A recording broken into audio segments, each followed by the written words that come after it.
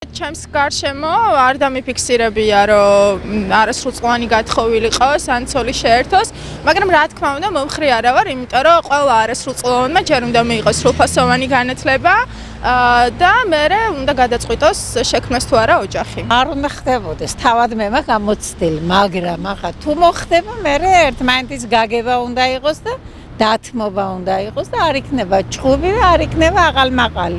პიროვნება არ არის ჩამოყალიბებული ამ ასაკში. როცა ბავშვი არასრულწლოვანია, მამაკაცი მით უმეტეს არა აქვს საკუთარი მეს შეგრძნება ადამიანს, არც გრძნობებში არ არიან გარკვეულები, ამიტომ სასურველია 25 წლის ზემოთ.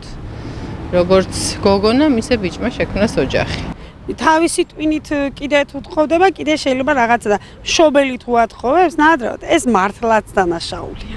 აუცილებელია პირველ რიგში დღევანდელ სიტუაციაში გაანალიზება იმის სურს თუ არა ამ არასრულად ასე არასრულწლოვანს ქორწინება, შეუძლია თუ არა საკუთარი ოჯახის შენახვა და გააზრება უნდა მოხდეს ამ ყველაფრის. უმჯობესი იქნება რა თქმა უნდა თუ ის დასრულდა ასაკში უკვე, როდესაც საკუთარი კარიერა და სამსახური ექნება, მაშინ შექმნის ოჯახს.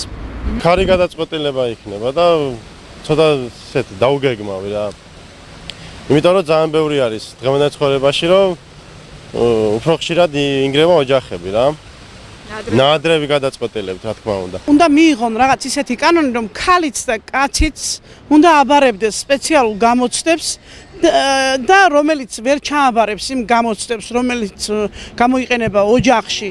და უნდა იყოს, როგორი უნდა იყოს ოჯახის მამაკაცი, როგორი უნდა იყოს ოჯახის დიასახლისი. მოედანზე მეხორციელები არ ტყამენ კრუგს.